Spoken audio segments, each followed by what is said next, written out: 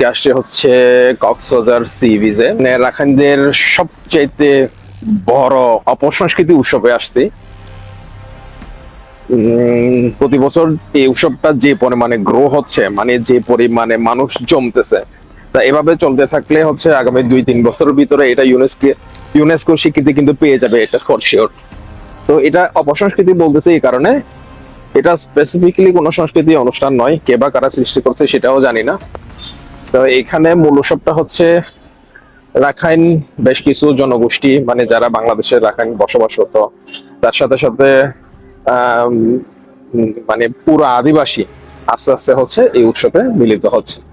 এখানে হচ্ছে মূলত কিছু বিশেষ পানি খেয়ে উৎসবগুলা উদযাপন করে। তো আমার কাছে মনে হচ্ছে এটা একেবারেই অপসংস্কৃতি, কারণ আমাদের যারা সিনিয়র আছে, সিনিয়ররা যেভাবে উদযাপন করে গেছে বিশেষ পানি খেয়ে, এখন নতুন যারা প্রজন্ম আসছে তারা কিন্তু এগুলা দেখে দেখে শিখতেছে। তো দেখানোর চেষ্টা করতেছি উৎসবটা কিভাবে পালন করে, কে কি খায় না খায়, কেমনে থাকে। তো চলেন ভিডিওটা শুরু করা যাক।